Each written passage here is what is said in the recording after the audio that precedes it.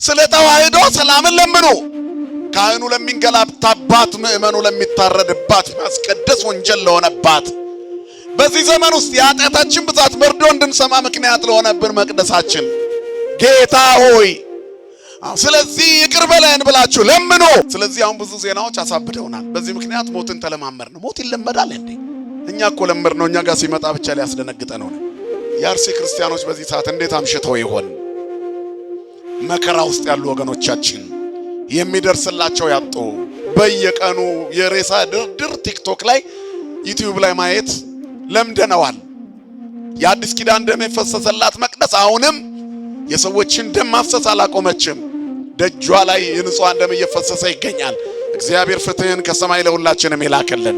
ያለመታዘዛችን ውጤት ነው መርዶ እየሰማን እንድንውል የሚያደርገን። ከፍርሃታችን ብዛት ከማህበራዊ ኑሮ ጥሰን ተሻግረን እኮ እየተለማመጥን መኖር ከጀመርን ቆይተናል።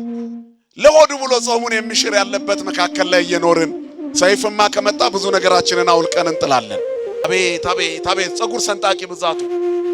እከሌ ዳነ ከሚለው ይልቅ እከሌ ተዋረደ የሚለው ዩቲዩብ ወይንም ቲክቶክ ነው ብዙ ቪው ያለው ተመልካች ያለው። ቀኑን ሙሉ የሰውን ውድቀት ለማየት ሲናፍቅ የሚውል ሰው ብዛቱ። የሞት አዋጅና የፍርሃት ድንጋጤ ዜና ሲሰማ ትዝ ያላሉን ንስሐ አባት ፍለጋ መሮጥ እንጀምራለን። ያ መከራ ሳይመጣ እግዚአብሔርን አስብ። የጭንቀት ቀን ሳይመጣ በጉብዝና ወራት ፈጣሪን አስብ ይላል። ክርስቲያኖች የመዳን ቀን ዛሬ ነው። የመመለስ ጊዜ ዛሬ ነው። አሁንም አልረፈደም። ከመቅረት መዘግየት ይሻላል። ዘግይታችኋል እንጂ አልረፈደም። ቢመሽ እንኳን አልጨለመም። ገና ሳይጨልም ቀኑ ወደ ንስሐ አባታችሁ ሂዱ። እኔና እንደናንተ ማን ያልደነዘዛለ ወገኖቼ? ቅዳሴውን ልቀን እናስቀድሳለን። ለምደነው በቃ የጸደቅን መሰለን። ግን አንድም ቀን በትክክል አስቀድሰን እናውቅ ይሆን? ተው እግዚአብሔር ሲተው ባዶ ይሆናል። መድኃኔዓለም አይተወን ሁላችንንም። አሁን አምኖ የሚጸጸት ሰው ስለጠፋ ቤተክርስቲያኑን ልቀን በፍርስራሽ ታሪክ ውስጥ አለች። እግዚአብሔር ሲፈርድብሽም ልክ ነው፣ ሲፈርድልሽም ልክ ነው። ይቅርታው በስቶ በስቶ በስቶ ትዕግስቱ በስቶ መጨረሻ ላይ ሲብስ ነው የሚፈርድብን። እንኳን እኛ ላይ አይደለም አሕዛብንም ቢሆን ብዙ ይታገሳል። ክርስቲያን ማለት የማይበድል አይደለም፣ የሚጸጸት ነው። እግዚአብሔር የሚጸጸት ልብ ያለውን ሰው ይወዳል። ዛሬም የእግዚአብሔር ቤት የመከራ ቤት ሆኗል። ወደ እያንዳንዳችን ሕይወት መቅደስ ወደ ሆነ ሕይወታችን ይመጣል። ምን ይዘሻል? እግዚአብሔር ወደ አንቺ ሲመጣ ወደ ቤትህ ሲመጣ ሰውነትህን ለምን ያህል አዘጋጅተሃል? ወንድሜ ምን ያህል ተዘጋጅቻለሁ እኔ አጥፍቻለሁ ለሚል እግዚአብሔር የሚጸጸት ሰው ይወዳል። ስሙ የተመሰገነ ይሁን። አቤቱ ስጋዊ ትልቅነት ያንተን እየሸፈነብኝ ነው፣ አስወግድልኝ በሉት። ሰባራውን ጠጋኝ፣ አሮጌውን አዳሽ፣ የተሰበረውን ቀዳሽ እግዚአብሔር ነው። ክብርና ምስጋና ለስሙ ይሁን። እንደ ኃጢአታችን ቢሆን እዚህ መቅደስ አንመጣም። እመሰ አንተ ኃጢአተኑ ትተዓቀብ እግዚኦ እግዚኦ ማን ይቀውም። አንተ ኃጢአትን ብትጠባበቅ በፊትህ ማን ይቆም ነበር ይላል መጽሐፍ። ኃጢአተኛ ቢጸጸት አጥፍቻለሁ ቢል እግዚአብሔር ታሪኩን ቀይርለታለሁ ይላል። በስመ አብ ሁላችሁም በሉ ከኔ ጋር በስመ አብ ወወልድ ወመንፈስ ቅዱስ አሃዱ አምላክ አሜን። ሰላመ ገብርኤል መልአክ በላይ ለማርያም ዛይረፈ ከመእዜን ህዳጠው አኮትሩፈ እግዚአብሔር ሀበኒ ሲሳይ ልቡና መጽሐፈ ወአፉ የሙሴ ለእመኮነ ጸያፈ በራቅሊጦስ አሮን ይኩንኒ አፈ። ወደ እመቤታችን የመጣውን ቅዱሱን ወንጌል መልካሙን የምስራች የትውልዱን ብስራት አምልቼና አስፍቼ ሳይሆን በጎልዳፋ አንደበቴ እንድመሰክር መንፈስ ቅዱስ ለኔ አንደበት ለሁላችንም ደግሞ ሰሚ ጆሮና አስተዋይ ልቦና ይሁነን። እግዚኦ አብርህ ገጸከ ላዕለ መቅደስከ። ክቡራን አበው ካህናት፣ ሊቃውንተ ቤተ ክርስቲያን፣ መምህራነ ወንጌል፣ ሰባኪያን፣ ወንድሞች ዲያቆናት፣ ዘማሪያን ወዘማሪያት፣ የሰንበት ትምህርት ቤት አባላት፣ ምእመናን ወምእመናት፣ እናቶቻችን ከምንም በላይ አጽናኝ የሆነውን የእግዚአብሔርን ቃል ለመስማት በጉብዝናችሁ ወራት በእግዚአብሔር ቤት በመቅደሱ የተገኛችሁ ኦርቶዶክሳውያን ወጣቶች፣ ወንድሞች፣ እንደዚሁም ሕፃናት እንደምን አመሻችሁ፣ እንደምን ዋላችሁ፣ እንደምን ቆያችሁ። ለባህሪው ሽረት ለመንግስቱ ምልፈት የሌለበት የዘመን ዘመናት ባለቤት የጨለማችን ብርሃን የሞታችን ትንሣኤና የትንሣኤያችን በኩር ከሞት ወደ ሕይወት ከርክሰት ወደ ቅድስና ያሸጋገረን የደከመ ጉልበታችንን በፍቅሩ ያደሰልን ዘወትር የሚራራልን አባት ድካማችንን አይቶ የሚረዳ ስራታችንን የሚፈታ ስብራታችንን የሚጠግን ፍቅሩ ከእናት ልጅ በላይ ውድ የሆነ መድኃኒተ ዓለም ኢየሱስ ክርስቶስ ስሙ ለዘላለም የተመሰገነ ይሁን። ለዓለም ሕዝብ ሁሉ የተስፋ ምንጭና የድህነት ማስገኛ የሆነች እግዚአብሔርን የምናይባት የሕይወት መስታወታችን ስለ አምላክ የምንነጋገርባት ቋንቋችን የምሕረት እናት ንግሥት የፍጥረት ሁሉ እመቤት ቅድስተ ቅዱሳን ንጽሕተ ንጹሐን ሰዓሊተ ምሕረት አቁራሪተ መዓት እናታችን ድንግል ማርያም ስለ እናትነቷ ስለ አማላጅነቷ ስሟ ለዘላለም የተመሰገነ ይሁን። መላእክት፣ ቅዱሳን፣ ጻድቃን፣ ሰማዕታት ሁሉ እንደየክብራቸውና እንደየሞገሳቸው ክብርና ምስጋና ይድረሳቸው። አቤቱ በሉ እስኪ ሁላችሁ በፈረሰው መቅደስህ ላይ ስላንተ ስትል ፊትህን አብራ። ትንቢተ ዳንኤል ምዕራፍ 9 ቁጥር 17 ላይ የምናገኘው ኃይለ ቃል ነው። ከጥንት ዘመን ጀምሮ ስለ እግዚአብሔርና ስለ ማደሪያዎቹ በቅዱሳት መጻሕፍት በብዛት ተገልጦ እናያለን። ወደ አዲስ ኪዳንም ስንመጣ ጌታችን ኢየሱስ ክርስቶስ ፍጹም ቀንቶና ዋጋ የከፈለላትን የአዲስ ኪዳኗን ቤተክርስቲያን ስናገኛት ቤተክርስቲያን ከጥንት ጀምሮ የነበረ ማንነቷን የምናገኝበት የምንረዳበት ነገር ይፈጠራል ማለት ነው። ስለ ቃሉ አምላካችን እግዚአብሔር ስሙ የተመሰገነ ይሁን። ይህ ሳምንት እንደምታውቁት ምኩራብ ይባላል። የአይሁድ ቤተ ጸሎት ነው። ምኩራብ ከቤተ መቅደስ አነስ ያለ በየቦታው ከ4 እስከ 7 አባወራዎች እስከ 10ም ያሉ አባወራዎች ያሉበት አካባቢ ላይ በአይሁድ ሕግ ስርዓት የተፈቀደላቸው የጸሎት ቤት ነው። ክርስቶስ ኢየሱስ እየዞረ ካስተማራቸው ትምህርቶቹን በብዛት ካስተማረባቸው ስፍራዎች መካከል አንዱ ትልቁን ስፍራ የሚይዘው ምኩራብ ነው እና የአይሁድ ቤተ ጸሎት ነው። የአይሁድ ምኩራብ ወይም ቤተ ጸሎት ይባላል። ቅዱስ ያሬድ በሰየመው ስያሜ የሶስተኛው ሳምንት ምኩራብ ተብሏል። ክርስቶስ ገብቶ በቤተ መቅደስ ማስተማሩና በዋናነት ቤተ መቅደሱን ማጽዳቱን ነው። የመጣውም የቆሸሸው መቅደስ ለማጽዳት ነው። የተበላሸው የቆሸሸው መንገድ የሳተው ዓላማውን የዘነጋውን መቅደስ እንደገና አጥርቶ አጽድቶ ንጹህ ለክብሩ መገለጫ ለማድረግ ነው። ስሙ የተመሰገነ ይሁን። ስለዚህ ገብቶ ሲያስተምር ለምን ቅድሚያ መሰጠት እንደሚገባም አስተምሯል። ቦአ ኢየሱስ ምኩራበ አይሁድ ወመሐረ ቃለ ሃይማኖት ወይቤሎሙ ምጽዋተ አበድር መስዋዕት። ይችናት ነጥቧ። ኢየሱስ ወደ አይሁድ ጸሎት ቤት ገባ፣ የሃይማኖትንም ቃል አስተማራቸው። እንዲህም አለ፣ ከመስዋዕት ይልቅ ምህረትን እወዳለሁኝ አለ። ምህረት ማድረግን፣ መታዘዝን፣ መንገድ ለጠፋባቸው ማሳየትን፣ መራራትን፣ ከመጠላለፍ ይልቅ መደጋገፍን አስቀድማለሁ። የአውራ በግ ጮማ ስብን ከሚያቀርቡ ይልቅ ሕይወታቸውን ለተቀደሰ ዓላማ የሚሰጡ ሰዎች ይማርኩኛል። ሳይሰጡ ከሚሰጡ ይልቅ ቀድመው የተሰጡት የኔን ልብ ይነካሉ። እግዚአብሔር በምጽዋት ብዛት በገንዘብ ክምችት ልቡ አይነካም። ስሙ የተመሰገነ ይሁን። ስለዚህ አስተማረ። እንደዚህም አለ የእምነትን ቃል ሲያስተምር ከመስዋዕት ይልቅ ምህረትን እወዳለሁ። መቅደሱ ገበያ ሆኖ ነበር፣ ማሻሻጫ። መንፈሳዊ አገልግሎቱ በስጋ ገበያ ተውጦ ነበርና ስለዚህ ለቤቱ የሚቀና አምላክ መጣ። ከዚያ በኋላ የሃይማኖትን ቃል አስተማረ። ወይቤሎሙ ምጽዋተ አበድር መስዋዕት። ከመስዋዕት ይልቅ ምህረትን እወዳለሁ።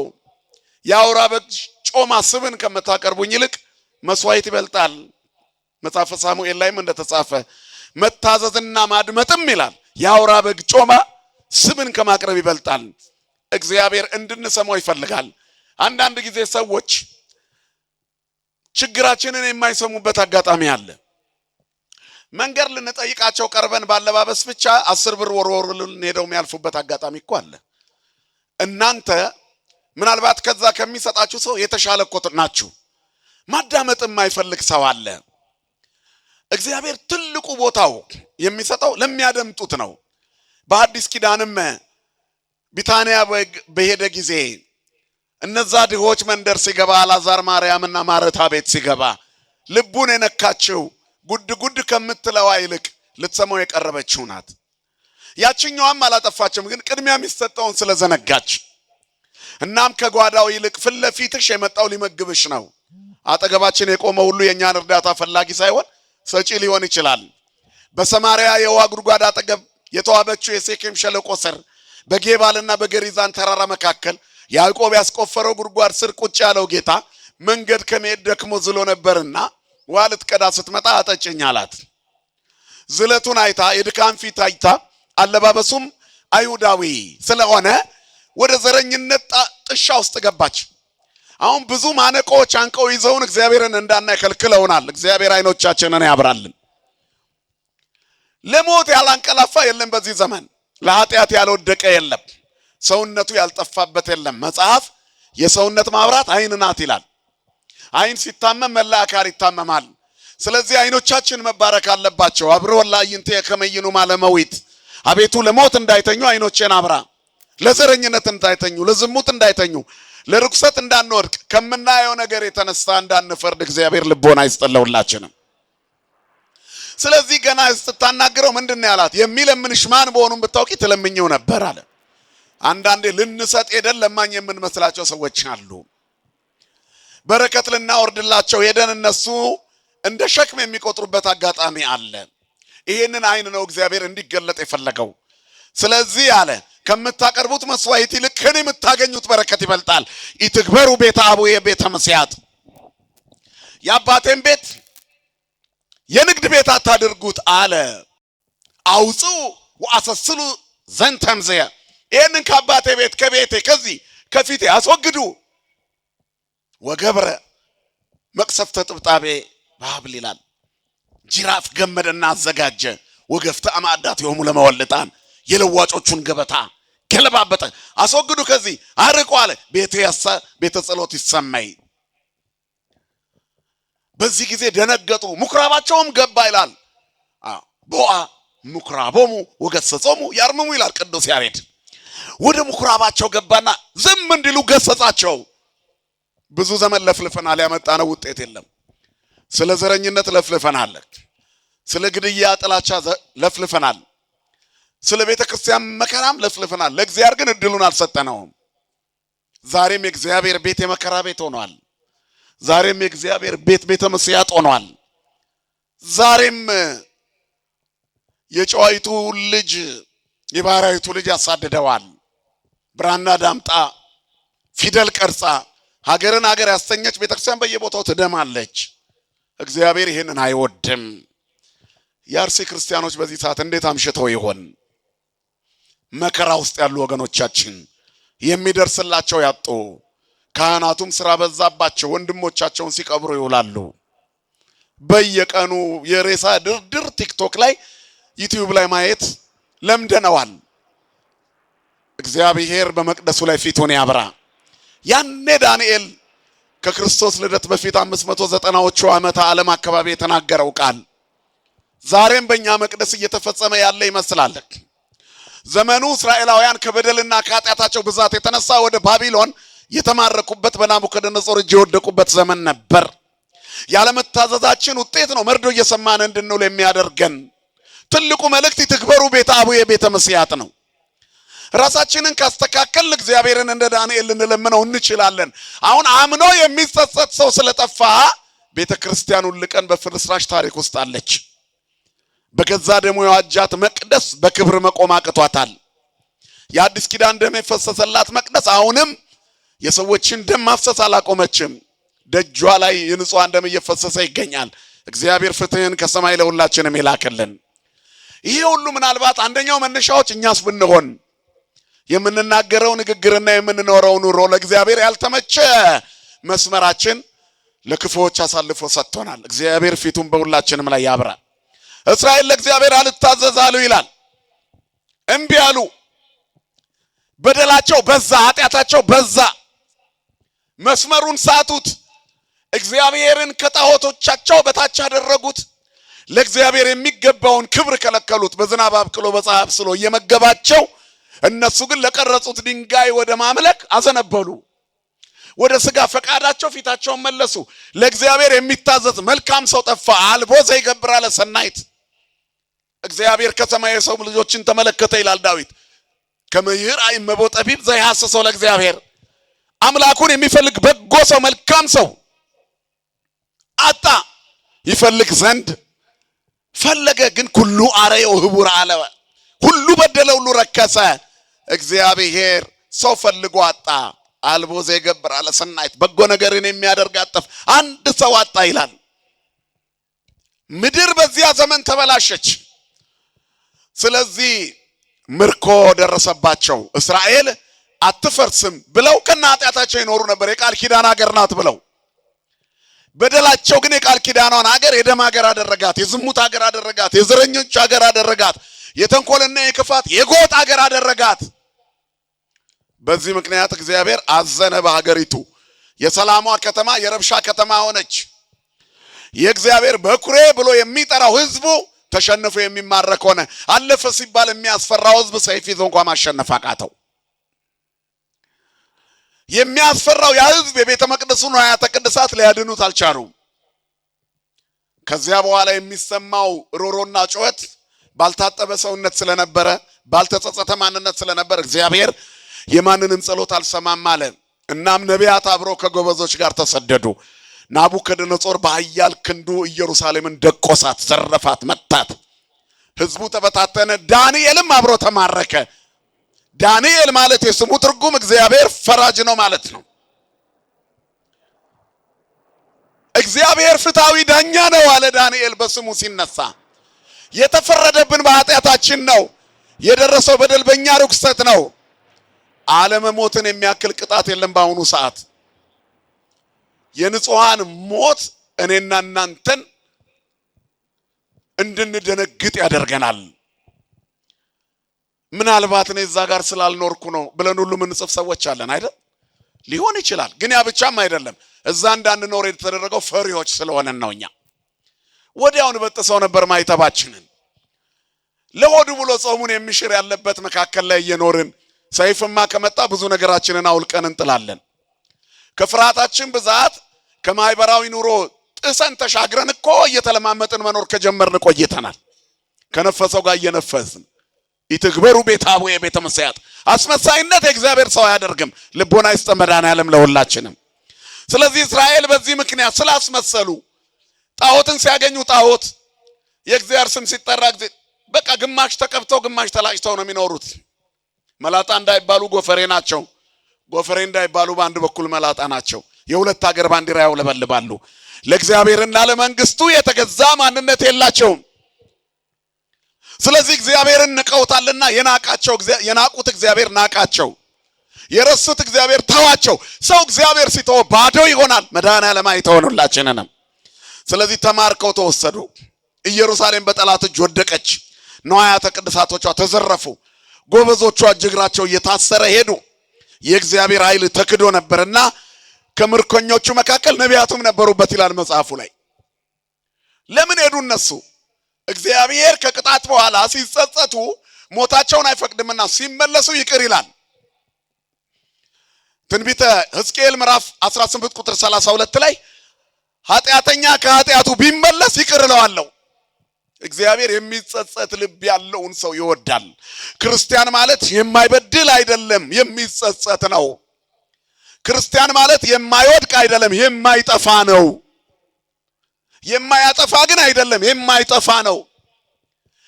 እንደው በኃጢአቱ ብዛት ጸሎት አይሰማም ሊል ይችላል። የሚሰማው ግን ቅዱስ ነው። በቆሸሻ አፋችን አባቶች ስንለው አልሰማውም አይልም። ስሙ የተመሰገነ ይሁን። ታጥበን የሱ እንድንሆን እድሉን ይሰጠናል። አሁን እዚህ የተቀመጥነው ስንት ያለፍናቸው ነገሮች እንዳሉ በምን ታውቃላችሁ? ዛሬ ሰይጣን ስለኛ የሸመቀው ስንት ነገር ይኖራል፣ ግን መድኃኔዓለም አሻግሮናል። ስሙ የተመሰገነ ይሁን። እግዚአብሔር በየቀኑ ያሻግራል። ለዚህ እኮ ነው በየቀኑ የዕለት እንጀራችንን ስጠን የሚለው ቃል ስለሚበላ ምግብ ብቻ አይምሰላችሁ። መኖር በራሱ የዕለት እንጀራ ነው። በበጎ ነገር መመላለስ የዕለት እንጀራ ነው። የእግዚአብሔር በረከት በቅድስና ስራ የሚገለጥ ነው። የሰው ልጅ ከእግዚአብሔር አፍ በሚወጣ ቃል ሁሉ እንጂ በእንጀራ ብቻ አይኖርም። የዕለት እንጀራ አገኘ ማለት ይኸው አሁን የዕለት እንጀራ እያገኘ ነው። ትኩስ እንጀራ ማለዳ ማለዳ አዲስ የሆነውን እግዚአብሔርን እየሰማነው ነው። ስለዚህ የዕለት እንጀራ እየበላን ነው። ቃልህ ለጉሮሮዬ ጣፋጭ ነው ይላል መጽሐፍ። ስለዚህ ጣፋጭ የሆነውን ቃል እየተመገብነው ነው። ማን ነው መጋቢያችን? ጮክ ብላችሁ መልሱ። ማን ነው መጋቢያችን? አስተማሪያችን ማን ነው? ክብርና ምስጋና ለስሙ ይሁን። ስለዚህ በእግዚአብሔር መስመር ላይ እንደመቆም ያለ ቅድስና የለም። እናም ከመንገዱ ላለመውጣት ስንበድል ይቅር በለኝ ስናጠፋ አበስኩ ገበርኩ ማለት ከክርስቲያን ይጠበቃል። እስራኤል ይህን ረስቶታል። ስለዚህ አትጠፋም ብለው ይኖሩ ነበር። ነቢያት እየተነሱ ተናገሩ። እነ ሕዝቅኤል እነ ዳንኤል እነ ኤርምያስ ተናግረዋል። ኤርምያስ ተማርኳል፣ ዳንኤልም ተማርኳል። ስለ እስራኤል የባቢሎን ኑሮና ሚጠት ብዙ ተጽፏል። መጽሐፍ አስቴርን ካያችሁ በሱሳ ግንብ ተበትነው የነበሩ ሊታረዱ የተወሰነባቸው አስቴርን መቅደስ አስገብቶ በመርዶክዮስ በኩል ህዝቡን የታደገበት የሱሳ ግንብ ታሪክ የተማረከው እስራኤል የተቀበለው የመከራ ዘመን ታሪክ ነው። 70 ዓመት ለባርነት አልፈው ተሰጡ ይላል። 70 ዓመት ለእግዚአብሔር እምቢ ስላሉ ስላልታዘዙ፣ ስለዚህ እግዚአብሔር ፈርዷል። ፍትሐ እግዚአብሔር ማለት ነው ዳንኤል ብያቸዋለሁ። እግዚአብሔር እውነተኛ ዳኛ ነው፣ ፊት አይቶ የማያዳላ። ስለዚህ ዳንኤል ምን አለ? ምዕራፍ 17 ምዕራፍ 9 ላይ ከቁጥር 1 ጀምሮ እግዚአብሔር መለመን ጀመረ። ሰለቸው በምርኮ መኖር። እዛ ሲኖር ብልጣሶር የሚል ስም ሁሉ ተሰጥቶታል። ዳንኤል ማለት ፈራጅ እግዚአብሔር ማለት ነው። ዳን ማለት ፈራጅ ማለት ነው። ኤል እግዚአብሔር ነው። ገብርኤል ማለት ምንድነው? አምላክ ወሰብ አይደል? ሚካኤል ማለት መኑ ከመ አምላክ። ልክ እንደዚሁ ዳንኤል ማለት ፍትሐ እግዚአብሔር ማለት ነው። ዳን ማለት ፍት ነው። ኤል ማለት እግዚአብሔር ነው። ፍትሐ እግዚአብሔር። ፍትሐ እግዚአብሔር ማለት የእግዚአብሔር ፍትህ፣ የእግዚአብሔር ፍርድ፣ የእግዚአብሔር ዳኝነት፣ የእግዚአብሔር እውነተኛ ዳኝነት ነው። ስለዚህ እግዚአብሔር ሲፈርድብሽም ልክ ነው፣ ሲፈርድልሽም ልክ ነው። ይቅርታው በስቶ በስቶ በስቶ ትዕግስቱ በስቶ መጨረሻ ላይ ሲብስ ነው የሚፈርድብን። እንኳን እኛ ላይ አይደለም አሕዛብንም ቢሆን ብዙ ይታገሳል። እኛማ ልጆቹ ነን፣ ደካሞች እንደሆነን ያውቃል። ሳይለየን ይባርከናል። ከነ ኃጢአታችን ከነ ርኩሰታችን ቅድስና በማይለየው መቅደሱ ስንቆም ይቅር ይላል። ስሙ የተመሰገነ ይሁን። ስለዚህ በየቀኑ ግን ይመጣል ሊገስጸን። አውጽኡ ወአሰስሉ ዘንተም ይሄንን ከዚህ አውጡ አስወግዱ ይላል። ዝሙትን ቤተ እግዚአብሔር የሰው ሰውነት ነው። አንትሙ መቅደሱ ለእግዚአብሔር ይላል። ይሄንን ከዚህ አውጡ ይለናል። ይመጣና ለኛ ለሕዝበ ክርስቲያን ለልጆቹ ለደካሞቹ ዝሙትን አውጡ፣ እርሙን አውጡ፣ ዘረኝነቱን አውጡ፣ ጎጡን አውጡ፣ ሐሜትን አውጪ ይልሻል። ይመጣል። መቅደሱ ነሽ። ሊያድርብን ሲመጣ በሩ በሙሉ በንግድ ተሞልቷል፣ በጫጫታ በገንዘብ ፍላጎት በስጋዊ ፍላጎት በምድር ላይ ያቆየን በእኛ ላይ ሊሰራብን ነው። አልተመቸነውም ግን ለእግዚአብሔር ወገኖች ንጹህ ሰውነት የለንም፣ የሚጸጸት ማንነት የለንም። ስለዚህ ሁሉ ጊዜ ሲመጣ ያየናል። እናም የመከራው ጅራፍ እየገረፈን ያለው ከዚህ የመጣ ነው። መድኃኔዓለም ሁላችንንም ይቅር ይበለን። ስለዚህ እንደ ዳንኤል ያለ ሰው ያስፈልጋል፣ አስታዋሽ። አዎ ጌታ ሆይ በድለናል፣ አጥፍተናል። የተማረክነው በአንተ ጭካኔ አይደለም፣ እንደውም ምህረት ትዕግስት በዝቶ ነው እንጂ ልንጠፋ የሚገባን ህዝቦች ነን።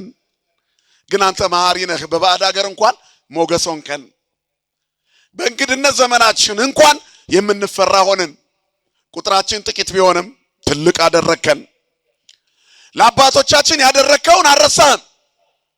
እስራኤላውያንን በባርነት ቀንበር ሲስተቃዩ በባህር ዳርቻው ፊት ለፊት ያደረከውን እናስታውሳለን አለ። መቼም አንረሳው። ዳንኤል ይህንን ሲጸልይ ስሙ ገብርኤል የሚባል መልአክ እየበረረ ወደ እርሱ መጣ ይላል። ስለሆነውና ስለሚሆነው ነገር አስረዳው። ሚጠትም እንደደረሰ አሳወቀው። እግዚአብሔር ይቅር ባይ መሆኑን ነገረው። ከዚያ በኋላ ሌሎች 77ቶች ይጨመሩና በእነዚያ ሱባኤ መካከል እግዚአብሔር ይመጣና ህዝቡን የራሱ ያደርጋል። ለቤቱ ያለውን ቅናት እየፈረሰ ላለው መቅደስ እሱ ተበልቶ ይቆማል። ክብርና ምስጋና ለስሙ ይሁን። እስመ ቅናተ ቤትከ በልዓኒ ትዕይርቶሙ ለእለ ይትዔየሩከ ወድቀ ላዕሌየ። እዚህ ድረስ ያለው አሪፍ ነው። የሚሰድቡ ስድብ በእኔ ላይ ወረደ፣ የቤት ቅናት በላኝ አለ። ስለ ክርስቶስ ተናግሮታል። በዚህ ሳምንት እግዚአብሔር ወደ መቅደሱ ሲመጣ፣ ወደ አይሁድ ቤተ ጸሎት ሲመጣ የገሰጻቸው ይህንን አውጡ ያለው ጅራፍ የገመደባቸው መቅደሱ እንደሚገባ ሆኖ ስላላገኘው ነው። ወደ እያንዳንዳችን ህይወት መቅደስ ወደ ሆነ ህይወታችን ይመጣል። ምን ይዘሻል? እግዚአብሔር ወደ አንቺ ሲመጣ፣ ወደ ቤትህ ሲመጣ ሰውነትህን ለምን ያህል አዘጋጅተሃል? ወንድሜ ምን ያህል ተዘጋጅቻለሁ? እኔ ለእግዚአብሔር የተመቻቸ ስፍራ ላይ ቆሜያለሁ ወይ? መንፈሳዊነቱን እየኖርኩት ነው? ድራማ እየሰራሁት ነው? በእውነት ፍትሃዊ ነኝ ወይ? እግዚአብሔር እውነተኛ ዳኛ ነው። በእውነት የእግዚአብሔር ዳኝነት በእኔ እንዲገለጥ የተጸጸተ አይምሮ ባለቤት ሆኛለሁ ወይ? ክርስቲያን የሚጸጸት አይምሮ ባለቤት ነው።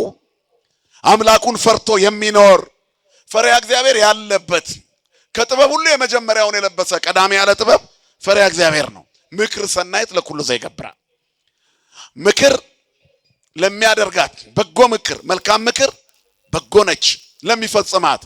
አጥፍቻለሁ ለሚል እግዚአብሔር የሚጸጸት ሰው ይወዳል። ስሙ የተመሰገነ ይሁን። ስለሆነው ነገር ሁሉ ሰማ። ነቢያት እንዲጸልየው አለ ቤቱ። ዳዊትም ወደ መኝታዬ አልሄድም አለ። ለዓይኖቼ ሽልብታ ለሽፋሽፍቶቼ እንቅልፍን አልፈቅድም። ይበው ውስጥ አራተ ቤት አይደለም ይለው ወደ ቤቴ ጣራ በታች አልጋ እስከ ረክም መካኖ ለእግዚአብሔር የእግዚአብሔርን ማደሪያ እስከማገኝ ድረስ ብሎ ለመነ። ይሄ ትርጓሜ በባቢሎን ምርኮ የወደቀችዋን የእግዚአብሔርን መቅደስ የሚናፍቅበት ኋላም የእግዚአብሔርን መቅደስ በአዲስ ኪዳን የሚገለጥበትን በራእይ እስኪያይ እመቤታችንን እስኪያይ የተማጸነበት ነው። ስሟ የተመሰገነ ይሁን የአምላካችንና። ስለዚህ የእግዚአብሔር መቅደስ ይናፈቅ ነበር። ያ እስከሚሆን ተጠበቀ። በሙሴ ደብተራ ኦሪት ሆና ኖራ ታቦተ እግዚአብሔር በሴሎ ተቀምጦ ዳዊት መቅደሱን ልስራ ብሎ ለምኖ ከወገቤ የሚወጣ ይሰራል ተብሎ የሰራው መቅደስ ፈርሶ ዘሩባቤል አሰርቶት ኋላ ሄሮድስ አስተካክሎት በአዲስ ኪዳን ጌታ ሲመጣ አዲሱ መቅደስ ቆሞ ነበር። የመቅደሱን ድንጋዮች በመደነቅ ሊያሳዩት ሲመጡ ይሄ ሁሉ ይፈርሳል ብሏቸዋል ጌታ። የማትፈርሱ መቅደስ እናንተ ሆኖ ሲል ነው። ስሙ የተመሰገነ ይሁን። ያን ጊዜ ሲመጣ የኦሪቷ ቤተ መቅደስ ለእግዚአብሔር የተመቸች አልነበረች። ነጋዴዎች በስተው ነበር። የሰባውን ፍሪዳ ያመጣሉ። የቤትህ ቅናት በላኛል። ሰው ሰውነቱን አዋርዶ ሲያይ በላኝ ማለት ነው። እከሌ እሳት በላው ይባላል አይደል? ውሃ በላውና ሞተ ይባላል። እንዲህ አይነት አደጋ ይዞት ሞተ ይባላል። የቤትህ ቅናት በላኝ፣ ለቤትህ ያለኝ ፍቅር እስከ ሞት አደረሰኝ ሲል ነው። ስሙ የተመሰገነ ይሁን። በመስቀል ላይ የቤቱ ቅናት በልቶት የኛ የሰውነታችን መዋረድ ቅናት በልቶት መስቀል በላው የኛን አምላክ። ግን ተበልቶ አልቀረም። መቃብር ገብቶ ወጥቶ እኛም ተበልተን እንዳንቀር ትንሣኤ የሚባል አዋጅ በክርስትናው ፍቅር መስመር ሰራልን። ስም ክብርና ምስጋና ለስሙ ይሁን። ስለዚህ ዓለም በልታን እንዳትቀር እንቁም ነው። በነጻነት እንድንኖር ክርስቶስ ነጻ አወጣን ይልና እንግዲህ ጸንታችሁ ቁሙ አለ። ስለ ቤቱ የቀናው አምላክ ነጻ አውጥቷቸዋል። የታሰራችሁት ተፈታችኋል። የደከማችሁት በርትታችኋል። ካጎነበሳችሁበት ቀና ብላችኋል። የጨፈገገ ፊታችሁ ፈክቷል።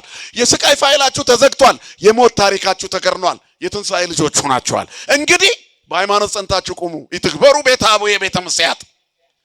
ከዚህ በኋላ ሰውነታችሁን የንግድ ቤት አታድርጉት። የተበላሸ ሰውነት አይኑራችሁ። በክርስቶስ የዳነ ለምቾትና ለፈቃደ ሥጋ የተጣለ ለመንፈሳዊ አገልግሎትና ለክብር ተልእኮ የተነሳ ፍጹም መንፈሳዊነት ይኑራችሁ። መቅደሱ ጫጫታ በዝቶበት ነበር። ነጋዴዎቹ እዛው የሌዋውያን ቤተሰቦች ነበሩ። የእግዚአብሔር ቤት የሚያምርባት በመቅደሱ ያስቀዳሾች ቁጥርና የቆራቢዎች ቁጥር ሲበዛ ለትምህርት ወንጌል ሰፊ ሰዓት ሲሰጥ ነው። አሁንስ በሀገራችን ያለችው የአዲስ ኪዳኗ ቤተክርስቲያን ረጅሙን ሰዓት የምትወስደው ለወንጌል ነው ለመዋጮ ልመና? እኔም እናንተም የምናውቀው ችግራችን ነው ከኔ ጭምር። ትልቁን ሰዓት የምንሰጠው ጥላ ዘቅዝቀን ለምንሰበስበው ገንዘብ ነው። ለልማት የሚደረገው ነገር ተገቢ ቢሆንም ትልቁ ልማት የሰው ልጆች ህይወት መለወጥ ነው። ከዚያ ለወንጌል የሚሆን ሰዓት ያጥራል አይደል? ረጅም ሰዓት ታቦተ ሕጉን ከጥምቀተ ባሕር ይዘነው መተን በየመንገዱ በርግጥ መዝሙሩም ወረቡም ትምህርት ነው። ግን በቀጥታ ለህዝቡ ሰተት ብሎ ለማስገባት ታቦት ዞሮ ያ ሁሉ ቀን ተውሎ ትምህርት ሲባል ሰዓት የለም። በቃ 10 ደቂቃ ይበቃል፣ 5 ደቂቃ ይባላል። እግዚአብሔር በሰዓት የታፈነበት ዘመን ላይ ነው ያለ ነው። ይትግበሩ ቤተ አቡየ ቤተ ምስያት። እድሜ የሰጠንን ጌታ በሰዓት ገድበነዋል። እናንተም እኮ ናችሁ ይሄን የፈጠራችሁብን። እንደው እነሱ አንዴ ከጀመረው አያቆሙትም ብላችሁ ወጣችሁ ትሄዳላችሁ። ህዝቡ እንዳይሰለች ብለን ክርስቶስን አሳጠር ነው። ሎቱ ስብሐት ክብር ለስሙ ይሁን። የሚያጥር አምላክ አልነበረንም። ዓለምን በመሃል እጁ የያዘ እግዚአብሔር በወንጌል አሰባበክ ትምህርት አሳጠር ነው። በዚህ ምክንያት ያጠረ ልብስ በዛ። ልብስ ያጠረበት አማኝ በዛ። ብርድ የሚያስገባ ልብስ የለበሰ ሙሉ ልብስ መልበስ ያቃተው ክርስቶስ ያጠረበት ማለት ነው። ልብስ ያጠረበት ልበስዎ ለእግዚእነ ኢየሱስ ክርስቶስ ወይታልዩ ፍትወተ ሥጋክሙ። ጌታ ኢየሱስ ክርስቶስን ልበሱት እንጂ ምኞቱ እንዲፈጸም ለሥጋ አታርሉ።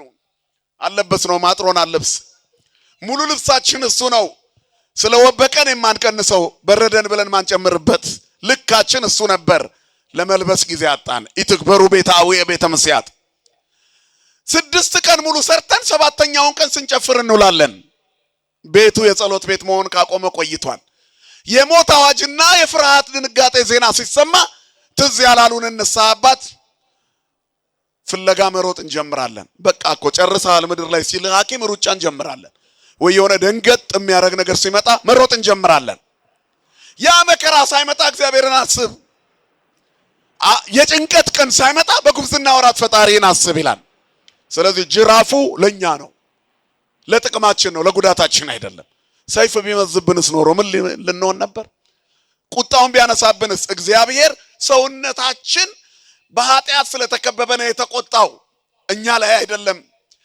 የነገሰብን ክፋት ላይ ተቆጣ ክብርና ምስጋና ለስሙ ይሁን ለሚወዳቸው ልጆቹ በትር እንጂ ሰይፍ መዝዞ የማያውቅ አምላክ ነው ያለን አሁንም አባታችን ታጋሽ ነው እንደ ዳንኤል እንለምነው ዳንኤል ለቀደመችዋ መቅደስ ለፈረሰችዋ ስላንተ ዘተመዝበረ በእንቲአከ ይላል አቤቱ እግዚኦ አብርህ ገጸከ ላይ ለመቅደስከ በመቅደስ ላይ ፊትን አብራ እግዚአብሔር ፊቱን ያብራብን ወገኖች ፊቱን ያብራብን ፊትን አብራ በፈረሰው መቅደስህ ላይ ስላንተ ስትል በፈረሰው መቅደስ ላይ ስላንተ ስትል ፊትን አብራ ስምህ ይገለጽ ዘንድ ክብር ይገለጽ ዘንድ እንዲህ የለመኑ ብዙ ናቸው ሙሴ የእግዚአብሔርን ጽላት ለመቀበል ታቦቱን ለመቀበል የምስክሩን ታቦት ሁለቱን ጽላቶች ይዞ ከተራራው ላይ ሲወርድ ህዝቡ ከታች በተቀደሰው ተራራ ስር ለጌጣጌጡ ይሰግድ ነበር የጥጃ ቅርጽ ሰርቶ አዘነና ጽላቶቹን ወረወረ ሰበራቸው ይላል እግዚአብሔር ግን ለበጎ አደረገው ኋላ ታቦት በተመረጡ ቅዱሳን እየተቀረጸ ስሙ ያደረበት ስጋው ደግሞ እንዲፈተት ስለፈቀደ ነው ስሙ የተመሰገነ ይሁን እሱ የሰራው ባይሰበር በዚያው ቢቆይ ታቦት በአንድ መቅደስ አንድ ብቻ በሆነ መቅደስም አንድ ቦታ ላይ ብቻ በሆነ ነበር አሁንስ መቅደስ በሁሉ ሙሉ ሆነ ክርስቶስም የኛ መቅደሱ አደረገን ክብርና ምስጋና ለስሙ ይሁን እኛን መቅደሶቹ አደረገን ግን ልንገራችሁ የሙሴን ነገር ከዚያ በኋላ እግዚአብሔር ህዝቡን እምሽክ አድርጌ በረሃ ላይ አጠፋዋለሁ አለ ከዚያ በኋላ አንተም በሌላ ህዝብ ሾመሃለሁ ሲለው ምንድነው ያለው ግብፃውያን ይሰማሉ አወጣና ሜዳ ላይ ባሸዋ በበረሃ አስበላቸው ትባላለ ስለ ስምህ ስትል ህዝቡን ማረው ይሄንን ህዝብ ከምታጠፋ እኔን አጥፋኝ ስሜን ከህይወት መዝገብ ደምስስ ይሄ መግቢያና መውጫውን ለማያውቀው ህዝብ ራራለት አለ ለመቅደሱ ራራስ መቅናት ቤተከ በላኒ ማደሪያ ይፍረስ ዳንኤልም ይሄን አለ መዝሙረኛው ዳዊትም በጌጠኛ ቤት ልማት ይሁን አይፍረስ አለ ወተዚያነው ዳህና አለ ኢየሩሳሌም ወፍሳውም ለለ ያፈቅሩ ስመከ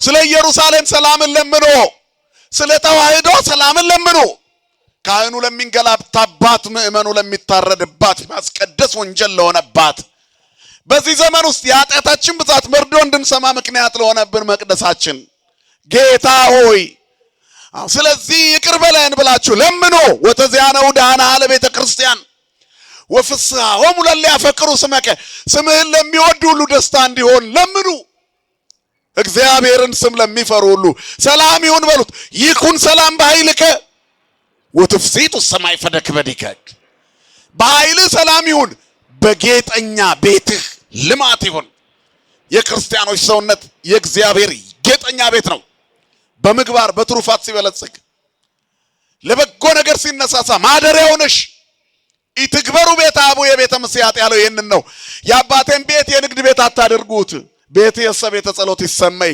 የክርስቲያኖች ሰውነት የጸሎት ቤት ነው ወደ ቅዱሳን እንጸልይ የለ እንዴ ወደ ጸሎት ቤታችን ወደ አቡነ ተክለ ሃይማኖት መልካቸውን እየደገምን እንጸልይ የለ እንዴ አላዛርና ነዌ የምድር ታሪካቸው አልቆ መጨረሻ ላይ ሲኦልና ገነት ላይ ከርቀት ቢተያዩ በመካከላቸው ያለው የእሳት ገደል ተሻግሮ ምንድነው ያለው አብርሃምን ነዌ የሉቃስ ወንጌል ምዕራፍ 16 ላይ ያለው ታሪክ ነው እለምናለሁ ማረኝ ድረስልኝ አለው ድረስልኝ አይ እንጸልያለን ወደ መቅደስ ይሆናል ክርስቲያን እግዚአብሔር ማደሪያ ክብርና ምስጋና ለአምላካችን ይሁን እናንተ እግዚአብሔር ቤተ መቅደሱ ናችሁ አታበላሹት ነው። መኑ ደመሮ ብርሃን ምስለ ጽልመት ቤልሆር ምስለ ክርስቶስ።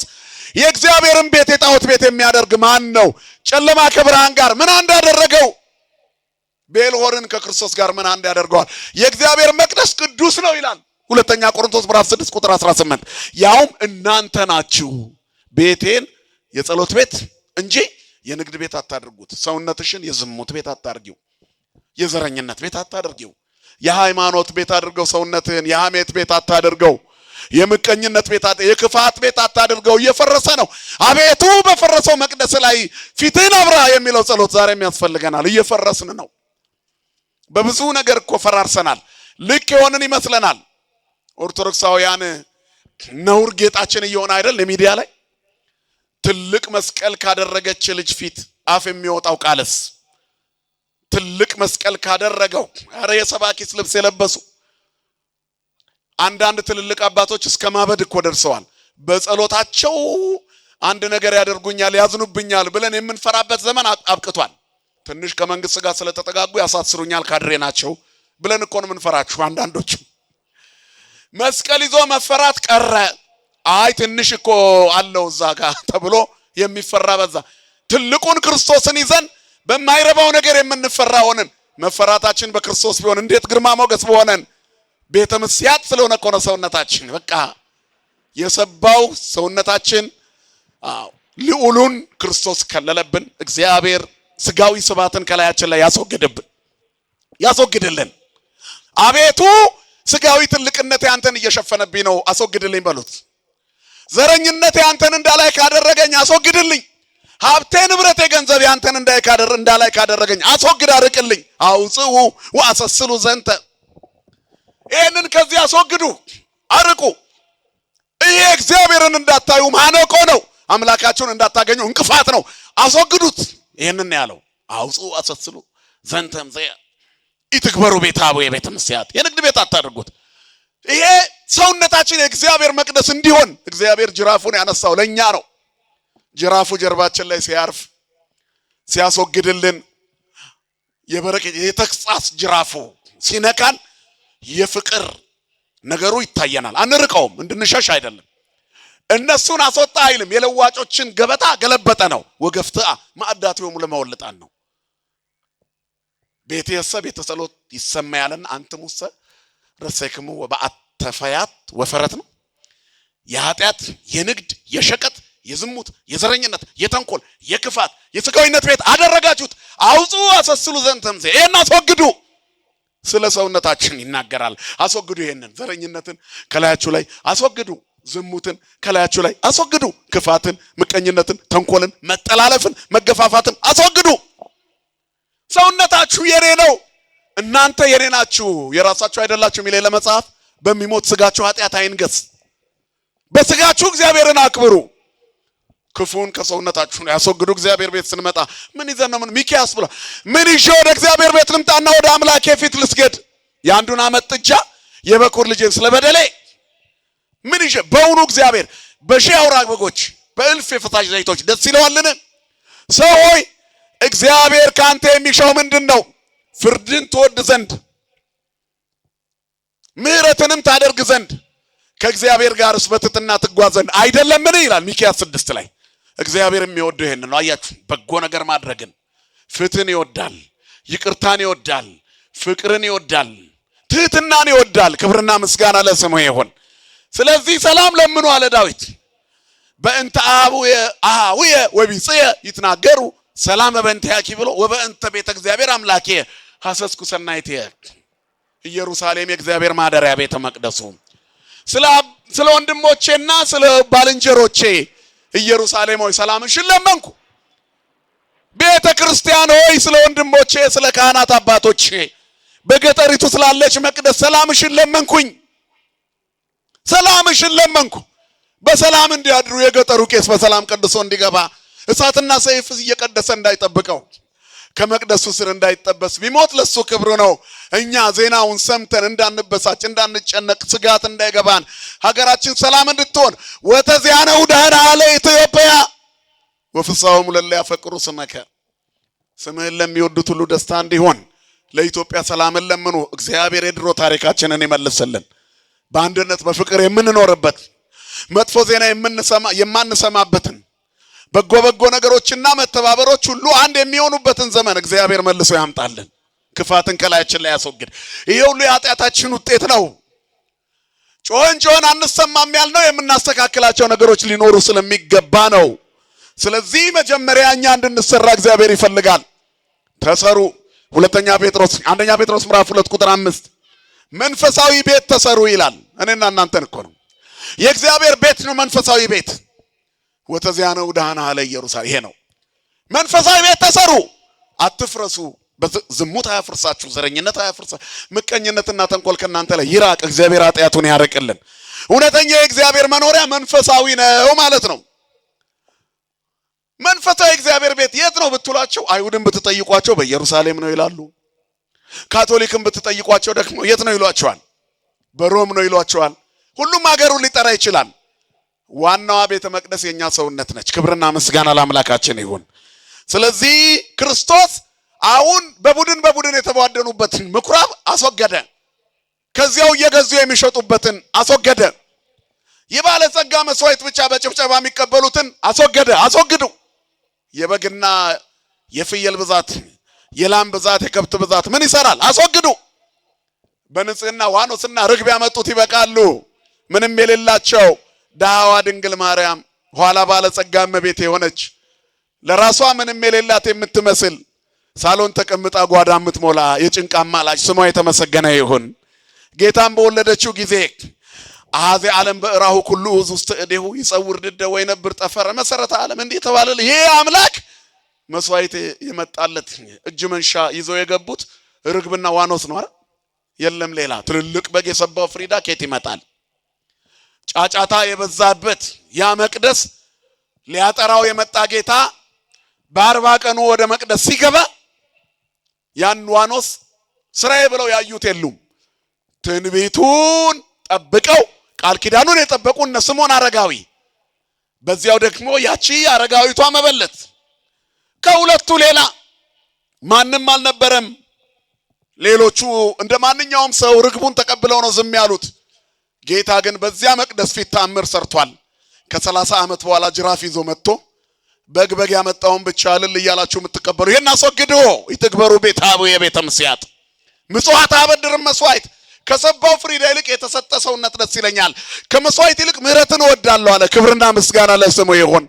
የማይንቅ አምላክ ሁሉን የሚወድ ሆነ። ሁላችንንም ጠራን። የተቀጠቀጠ ሸምበቆ የማይንቅ የማይሰብር የሚጤሰውን ጧፍ የማያጠፋ እንደገና ለኩሶም ያበራን እኔና እናንተ ነን። የተቀጠቀጠ ሸምበቆ ስንጥቅጥቃችን የወጣ ጠግኖ ይጠቀምበናል። ስሙ የተመሰገነ ይሁን። ሰባራውን ጠጋኝ አሮጌውን አዳሽ የተሰበረውን ቀዳሽ እግዚአብሔር ነው። ክብርና ምስጋና ለስሙ ይሁን። እንደ ኃጢአታችን ቢሆን እዚህ መቅደስ አንመጣም። እመሰ አንተ ኃጢአተኑ ትተዓቀብ እግዚኦ እግዚኦ ማን ይቀውም። አንተ ኃጢአትን ብትጠባበቅ በፊትህ ማን ይቆም ነበር ይላል መጽሐፍ። ማን ይቆማል? ኃጢአታችን ግንባራችን ላይ ቢጻፍ ያቺ በድንጋይ ልትወገር የመጣችውን ሴት ያዳነበት እኮ ኃጢአታቸውን ግንባራቸው ላይ ገልጦት ነው። አወጣው፣ ውስጥ የተከመረውን አወጣው። አንተ የረሳው ብዙ ኃጢአት አለ። ሰው ፊት የሚያቆም የሚያሳቅቅ ህሊና የሚባል ነገር አለ እኮ። ሊወግሯት መጡ። ድንጋይ ይዘው የሌለበት ንጹህ የሆነ ይውገራት አለና ጎንበስ ብሎ ኃጢአታቸውን በመሬት ላይ ጻፈ። ወአሃዙ ይሰረቁ ይላል። አንዳንድ እየሆኑ ወጡ። ኃጢአት ሁሉም ሲገለጥለት እዚህ ትቆማለህ። ህሊና እኮ ከባድ ነው። አንተ አሁን ድንጋይ የምትይዝ ሰው ነህ። የዛሬ 20 ዓመት 10 ዓመት እኮ መሞት የነበረብህ ሰው ነህ። እግዚአብሔር ተሸክመው ምን ነው የባልንጀራህን በደል መሸከም አቃተ? ወለቢጽክሙ ኢትክበሩ አበሳሆሙ የባልንጀሮቻችሁን በደል አታስቡ። አቤት አቤት አቤት ጸጉር ሰንጣቂ ብዛቱ። እከሌ ዳነ ከሚለው ይልቅ እከሌ ተዋረደ የሚለው ዩቲዩብ ወይንም ቲክቶክ ነው ብዙ ቪው ያለው ተመልካች ያለው። ቀኑን ሙሉ የሰውን ውድቀት ለማየት ሲናፍቅ የሚውል ሰው ብዛቱ። ዛሬ ማን የሚባሉ ሰው እየሞቱ ተባለ በዜና። ኢራን ላይ ያሉት መሪ ማን ናቸው? እንዴ አይጠፋችሁም። የክርስትና ስማቸው ይጠፋል እንጂ እቺ አጠፋም።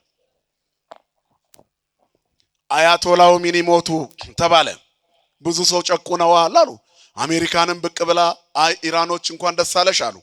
ለብዙ ዓመት ያለውን ችግር ነቅየ እስከ ዛሬ የት ነበሩ አሜሪካኖች? እግዚአብሔር ልኳቸው ነው። መንፈሳዊ ተልእኮ ነው። ኦሽን አቋርጠው ውቅያኖስ አቋርጠው የሚያጠፋ መሳሪያ ይዘው መጡ። የሰውየውን ጭንቅላት መቀየር የሚችል ትምህርት የሚሰጡበት መዋዕለ ንዋይ አላፈሰሱ። አቤት አቤት ለጽድቅ መጡ። ከዛ ድረስ ገዳዩም ለጥቅሙ ነው። እኛ ምንም የማናቀው እዚህ እልል እንላለን። ሰው ስለሞተ እልል ከማለት መድኃኔዓለም ይጠብቀን። ዓለም ክፉ ናት። እግዚአብሔር ጅራፍ ያነሳው ለጥቅማችን ነው። አሜሪካ ሚሳኤል ያስወነጨፈችው ለጥቅሟ ነው። ሰውየውን ገላ የሚዘረፍ ነገር ካለ ልትዘርፍ፣ የፈራችሁ ነገር ካለ ልትቀጭ። እኛ አሁን ይሄን ነዳጅ አፍልቀን የሆነም ከፍ ያለ የሆነ ነገር ወይ ለኒኩለራቸው የሚስማማ ነገር ብዙ እንደዛ አይነት ነገር ቢኖረን ውርር ያደርጉናል። መተው ሀባሎ ገደላ ይትጋቡ አንስርት ምን ባለበት አሞራዎች ይሰበሰባሉ። እንደዚህ ናቸው የተለጠኑ ሀገራት የሚባሉት። ሰባዊነታቸው የውሸት ነው። ከጥቅማቸው አንፃር ነው የሚመጡት ወደኛ። ከራሳቸው ጥቅም አንፃር ነው። እልፍ ሰው ቢገደል አፍሪካ ላይ ምንም አይመስላቸውም። ያቺ ሀገር ነዳጅ ካላት ግን ቶሎ ምክንያት ፈጥረው አገዳድለው ገብተው መስረፍ ነው ይፈልጉት። ዓለም እንደዚህ ናት ጥበቃዋ። የኛ መድኃኔዓለም ግን ጅራፍ የሚያነሳው ለኛ ሲል ነው። ክብርና ምስጋና ለስሙ ይሁን። ላንቺ ብሎ የሚገርፍሽ እናት ልጇን ብትቀጣ እንዲሞት ነው? አባት ልጁን ቢቀጣው እንዲሞት ነው? ንገሩኝ እንጂ። አይደለም፣ እንዲታረም ነው፣ እንዲታመም አይደለም። ስለዚህ ልጅ አባቱ ሲገርፈው ምን ይሆናል? ወዴት ይሸሻል? ተመልሶ ወደ አባቱ እግር መሃል ይገባል። እናቱ ስትገርፈው ብብቷ ስሩ ሽቅ ካንተ ወደ ማን ይሄዳለሁ ነው እኮ። እግዚአብሔርም እኛን የሚቀጣን ወደ ብብቱ እንድንገባ ነው። ጉያ ውስጥ ሊሸጉጠን ደግ አባት መልሶ አቅፎ ጠራርጎ እቅፍ አድርጎ ሊስመን ክብርና ምስጋና ለስሙ ይሁን። አባት ልጁን አቅፎ እንደሚስመው እግዚአብሔር ጭቃ የሆነውን ዘረኝነት፣ ጭቃ የሆነውን ጎጠኝነት፣ ጭቃ የሆነውን ምቀኝነት፣ ጭቃ የሆነውን ዝሙት፣ ጭቃ የሆነውን ተንኮል ጥርቅ ያደርግልህና አዲስ ያደርጋል። አዲስ ያደርግሻል። እጠበኝ ቆሽሻለሁ አለ። ታጽበኔም በረዶ ጻዱ ታሰማን ትፍሲተ ወሐሴተ እኮ ነው። ወይት ፈሷ ይጽም ተጻድቃን። በቃ መልካሙን ዜና ደስታን ታሰማኛለህ። ከበረዶ ይልቅ ነጭ ታደርገኛለህ አጥበህ። ከዚያስ መልካሙን ዜና ታላቁን የምስራች ቸር ያሰማን መድኃኔዓለም ለሁላችንም። ብዙ እኮ ጅራፍ ነክቶናል። በታመሙ ልጆቻችን፣ በታመመ ቤተሰቦቻችን አይደል የምንጎርሰው ባጣንበት ጓዳችን፣ ፍትህ በሚናፍቀው ጉዳዮቻችን፣ ፍርድ ቤት በተያዙ ኬዝ አንዳንድ አጀንዳዎቻችን ምክንያት እየተመላለስን የምንሰቃይ ሰዎች አለን። ሌሎችም ተጠቅሰው የማያልቁ ብዙ መከራዎች ይኖራሉ። መስቀሎቻችን ናቸው። በትዕግስት ከተሸከምናቸውና ኃጢአት ሳንሰራ አቤቱ እየፈረስኩብ ነው ገንባኝ ካልነው መሐሪ ነው እግዚአብሔር፣ ይቅር ባይ ነው። ቅረቡ አቤው ያበር ለክሙ ወይታፈር ገጽክሙ፣ ወደ እርሱ ቅረቡ ያበራላችኋል፣ ፊታቸው አያፍርም አለ። ቸር አምላክ ሩሩ ጌታ ከኛ በላይ ለኛ የሚራራ አሁንም ጅራፉን አነሳ። እግዚአብሔር ሁል ጊዜ ጅራፉን ያንሳ፣ ሁሌ ጅራፉን ያንሳ። እኛን ሊገስጽ ጠላቶቻችንን ሊገርፍ የሚያውከንን ሊቆርጥ እግዚአብሔር ጅራፉን ያንሳልን ለሁላችንም። ለኛ ሲል ነው ጅራፉን ያነሳው ለጥቅማችን። አያችሁ ዓለም ልትጎዳን ነው እኛ ላይ ጅራፍ የምታነሳው። ዓለም ለራሷ ስትል ነው፣ እግዚአብሔር ግን ለኛ ሲል ነው። የስሙ ክብር በእኛ ላይ እንዲገለጥ እኛም መጨረሻችን እንዲያምር ጌታ ሆይ በእንቲያካል ስላንተ አብርህ ገጸከ ላይ ለመቅደስከ አቤቱ መቅደስህ ላይ እኔ ባሪያህ ላይ ያንተ ስም እንዲገለጥ ስም በክፉ እንዳይነሳ አብራኝ ወደሱ ቅርቡ ያበራላችኋል አለ ዳዊት። ስለዚህ ይሄ ሳምንትኛ ወደ እርሱ እንድንመጣ እግዚአብሔር ተግሳጽ የላከበት ነው። ክብርና ምስጋና ለስሙ ይሁን። ስለዚህ መቅደስ ለሁሉ መሆኑን ይገልጥ ዘንድ እግዚአብሔር በዚህ ቀን ገብቶ ሁሉን ጠርጎ አወጣ። በምን ስልጣን ታደርጋለህ ብለውታል። አፍርሱትና አነሳዋለሁ አለ። ስለኛ መቃብር ገብቶ የሚወጣ እንደገና አፍርሶ የሚገነባን አምላክ በአዲስ ኪዳኑ ሕይወታችን ሊባርከን እንደመጣ ተናገረ። ቃሉን በውሸት ለወጡበትና በመጨረሻው ቀን የእግዚአብሔርን መቅደስ አፈርሳለሁ ብሏል ብሎ ከሰሱት። እሱ ግን ስለ ሰውነቱ መቅደስ ተናገረ። ልንፈርስ ለሚገባ ለኛ እሱ መቃብር ገብቶ እንደሚወጣ ተናገረ። የቤትህ ቅናት በላኝ አለ። ስለኛ ቅናት ብሎ ወደ መቃብር ይወርዳል። በሞት ተበልቶ ግን አይቀርም። ሞትን ድል አድርጎ ይነሳና እኛም በኃይል እንድንቆም ያደርገናል። ክብርና ምስጋና ለስሙ ይሁን። በሐሰት ቢሰቅሉትም ግን በትንሣኤ መልሱን ሰጥቷቸዋል። እግዚአብሔር ለብርሃነ ትንሣኤው ያደርሰን። አፍርሱት፣ ስቀሉኝ ማለት ነው። አፍርሱኝ፣ ትሰቅሉኛላችሁ፣ ከሳችሁ የውሸት አስነሳዋለሁ፣ ሞትን ድል አድርጌ እነሳለሁ። እርሱ ይህንን ተናገረ ይላል ዮሐንስ 2:21። ስለ ሰውነቱ ቤተ መቅደስ ነበር የሚናገረው። የሰውነቱ ቤተ መቅደስ ሞትን ድል አድርጎ ተነስቷል። ዛሬስ እኛ መቼ ነው የምንሰራው? ጅራፉም ይነካን መቼ ነው? የተክሳጹ ጅራፍ የቃለ እግዚአብሔር እሳት ይመትር እንደ እሳት የተባለ ቃለ እግዚአብሔር እድሜ ልኩን አናቱ ላይ እየነጠረበት የሚመለስ ስንት ምእመን አለ? እንደኔና እንደናንተ ማን ያልደነዘዛለ? ወገኖቼ ቅዳሴውን ልቀን እናስቀድሳለን። ለምንድነው? በቃ የጸደቅን መሰለን። ግን አንድም ቀን በትክክል አስቀድሰን እናውቅ ይሆን? ህሊናችንን አሻግረን ላይለይኩን ህሊናክሙ በሰማይ ያሉ ልብክሙ፣ ልባችሁ በሰማይ ይሁን በሰማይ ያሉ ልብክሙ አለ። አይምሩ አበዘ ተቀውሙ፣ የቆማችሁበትን ቦታ አስተውሉ። እግዚአብሔር ቤተ መቅደስ ነው የቆምኩት፣ እኔም የእግዚአብሔር መቅደስ ነኝ። እግዚአብሔር በክብር እኔ ላይ ይገለጥብኛል። ከዛሬ ጀምሮ ከባልንጀራዬ ጋራ ያለኝን ጥላቻ አቁሜያለሁ። ወለእመቦ ዘተሃየሰ ምስለ ቢጹ ይድግሎቱ፣ ከባልንጀራው ጋር የተጣላ ቢኖር ይተውለት። እግዚአብሔር ኃጢአቱን ሊያጥብለት፣ ሸቀጡን በጅራፍ ገርፎ ሊያስወግድለት፣ ገበታውን ገለባብጦ የራሱ ሊያደርገው እግዚአብሔር መጥቷልና። ሃይማኖተኛ ሰው የቆመውን ቦታ ያስተውል። ከባልንጀራው ጋር ከተጣላ ያቁም። የአባቶችን ሐዋርያት ትእዛዝ ነው። በየመሃሉ ቅዳሴ ላይ ይናገራል። እያንብር ብእሲ ውስተ ልቡ ቂመ ወበቀለ ወቅናተ ወቅና ላዕለ ቢጹ ወጽላ ላዕለ ቢጹ ምንድነው የሚለው? ከዚያ ላዕለ መኑሒ የአባቶቻችን የሐዋርያት ትእዛዝ ነው። ትእዛዝ አበዊን ሐዋርያት እያንብር ብእሲ ውስተ ማንም ሰው በልቡ ቂምን፣ በቀልን፣ ጥላቻን፣ ቅናትን ከልቡ ላይ ያስወግድ፣ በባልንጀራውም ላይ አያድርግ፣ አያስብ። የባልንጀሮቻችሁን በደል አታስቡ። ወደ ቢጽክሙ ትግበሩ አበሳውም። ቂም በቀል ይቅር። ምእመናን አሁን እንታጠብ። እግዚአብሔር በጆሮቻችን ጥሩ ነገር እንድንሰማ የሚያደርገን ጆሮአችን የታጠበ ሲሆን ነው። ከምታየው ነገር የተነሳ እብድ ትሆናለህ። ከምትሰማው ነገር የተነሳ ራስህን ትስታለህ አይደል? ስለዚህ አሁን ብዙ ዜናዎች አሳብደውናል። በዚህ ምክንያት ሞትን ተለማመድ ነው። ሞት ይለመዳል እንዴ? እኛ እኮ ለመድ ነው። እኛ ጋር ሲመጣ ብቻ ሊያስደነግጠን ሆነ። አንዴ እኮ ነው የሚሞተው። እኛ ግን ለመድ ነው። ክርስቲያኖች ታረዱ ሲባል ስንት አሁን ዳታ ሆኗል። ሰውን የሚያህል ክቡር ዜጋ አንድ ሰው እንኳን 99ኙ ጻድቃን ትተው ንስሐ ለሚገባ ለአንዱ አዳም መጣ የምንለው ነገደ መላእክቱን ትቶ ሀዲጎ ተሳው ተሳተ ነገደ እያልን እንዘምራለን። ጥምቀት ቆመ ማእከለ ባሕር ለአንድ ሰው ስጋ ለብሰው በአጭር ቁመት በጠባብ ደረት ተወስኖ እግዚአብሔር በውሃ መካከል ቆመ። በአጭር ቁመት በጠባብ ደረት ብታዩት ልጄ ነው አትናቁት፣ እሱ ዓለምን በእጁ የያዘ ነው፣ ደስ የሚለኝ እርሱ ነው፣ ስሙት ብሎ አብ ከላይ መሰከረ። መንፈስ ቅዱስ መጣ። እነዚህ ሁሉ ምስክርነቶች ግን ከመሰቀል ሰዎች በክፋት እንዳይሰቅሉት አላደረገም። ሰው ክፉ ነው አልሰማም አለ። አሁንም ከዚያ ሁሉ ነገር መካከል እኛን ሊያድነን የመጣው ጌታ የሰጠንን ፍቅር የምናስተውልበት ልቦና አጣን። መንገድ ስተናል። ኩሉ አረየው ህቡረ አለው ሐስሩ ወረክሱ በምግባሬሆሙ ነው አይደል?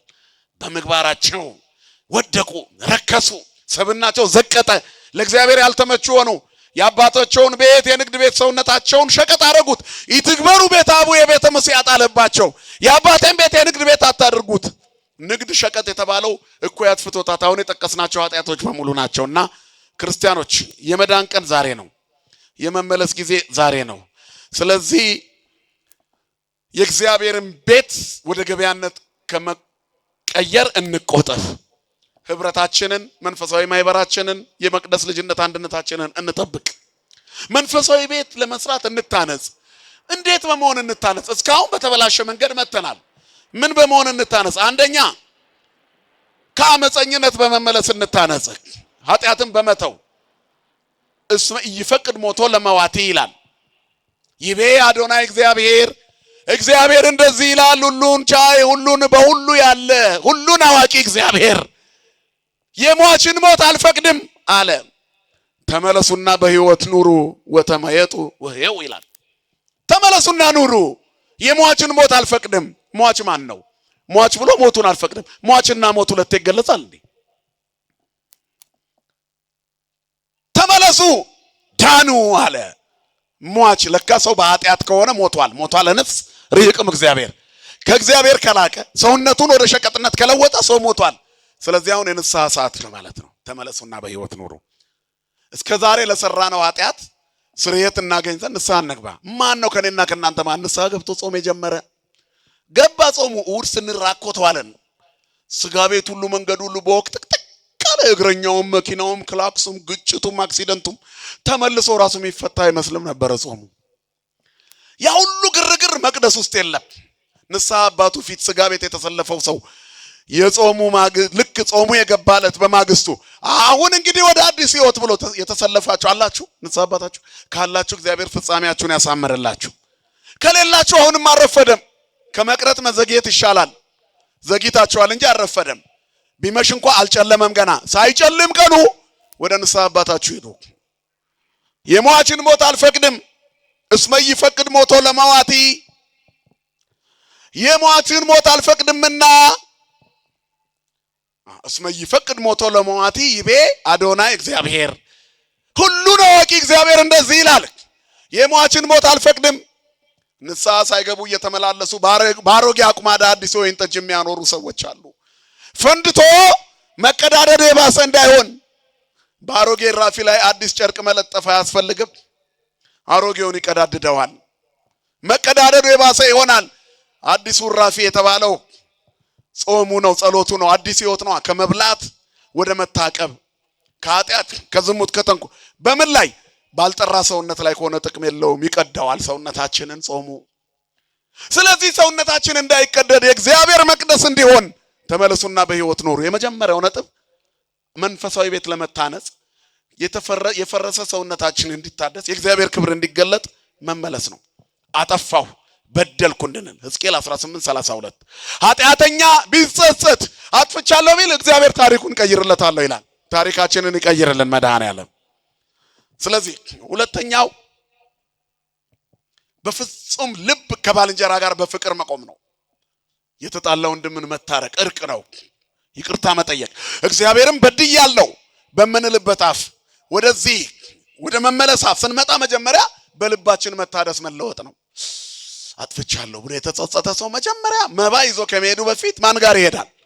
ባልንጀራው ጋር። መባህን ከማቅረብ በፊት የተጣላ ወንድምን ታረቅ። በድያለሁ አጥፍቻለሁ በል። ኃጢአተኛ ሲጸጸት እግዚአብሔር ይራራል። ከዚያስ መካስ መልሶ በመሰራት ቀማኛው መጽዋች ይሁን፣ ደንቆሮው ሰማይ ይሁን፣ ድዳው አንደበቱ ይከፈት። አንደበታችንን ለበጎ ነገር የተዘጋው ይከፈት። ስንቀማ የነበርን መስጠት እንጀምራለን። የበደለ ይካስ፣ የቀማ ይመልስ፣ የገደለ ያድን። ለክርስቶስ መሰቀል ተባባሪ የነበረ እስጢፋኖስ ሲገደል የገዳዮች ልብስ የሚጠብቀው ቅዱስ ጳውሎስ በደማስቆ መንገድ ከተመታ በኋላ ስለ ቤተ ክርስቲያን የሚሳደድ ሆነ። አያችሁ ክርስትና ይሄ ነው። ስናሳደደው የነበረው ህይወት መልሶ ያሳደደናል። ከሱ ስንወጣ ፍጹም በሆነ መለወጥ እግዚአብሔር እንድንሆን አምላካችን እግዚአብሔር ይርዳን። ያን ጊዜ እግዚአብሔር ሁሉን ያስወግዳል። የፍትህ መጥፋት፣ የሰው ልጆች መጨካከል፣ ረሃብና ስደት፣ ጦርነቱ፣ እነዚህ ሁሉ ነው እግዚአብሔርን ልብ ነካው። የቤትህ ቅናት አቃጠለኝ። የፍትህ ማጣት፣ የምእመኑ ለቅሶና እንባ እግዚአብሔርን ያሳዝነዋል። ግን ያልተመለሰችን ነፍስ እንዴት ይባርካት? በሩን ዘግተንበታል እግዚአብሔር እንዳይገባ። አንሰ ቆምኩ ሀበሆት ወጎደጉድ፣ በደጅ ቆሜ አንኳኳለሁ፣ ማንም ድምፄን ቢሰማ እኔ ከእርሱ ጋር ገብቼ ራት እበላለሁ አለ። በእያንዳንዳችን በር እግዚአብሔር ያንኳ። ይኸው አሁን እየተንኳኳ አይደል? እኔና እናንተ ልብ በወንጌል በመዝሙር በማህሌት በሰዓታት በቅዳሴው በሁሉ በምህላው በጸሎቱ በመዝሙሩ በሁሉ ነገር ይንኳኳል። የተከፈተ ልብ የለም። ኩሉ አረየው ህቡር አለወ። ስለዚህ ሁሉ በድሏል። አሁን የምንኖረው ኑሮ በፈረሰ ሰውነት ነው። እግዚአብሔር እንደገና ይገንባል። እናም ክርስቶስ ጅራፍ ያነሳው ለኛ ነው፣ ለህይወታችን ነው፣ ለቅድስናችን፣ ለንጽህናችን እንድንመለስ በህይወት እንድንኖር። ተመለሱና በህይወት ኑሩ። አቤቱ በፈረሶ መቅደስህ ላይ ስላንተ ስትል ፊትህን አብራ የሚለው የዳንኤል ቃል በእኛም ያስፈልጋል። ሰውነቴ እየፈረሰች ነው፣ መቅደስህ አርገኝ፣ ለውጠኝ፣ ስበረኝ በሉት። እግዚአብሔር በፍቅር ጅራፍ መስበር የሚችል በፍቅር ሰብሮ የራሱ ማድረግ የሚችል እግዚአብሔር መልሶ የራሱ እንዲያደርገን መልካም ፈቃዱ ይሆንልን። በሰማነው ቃል ይባርከን።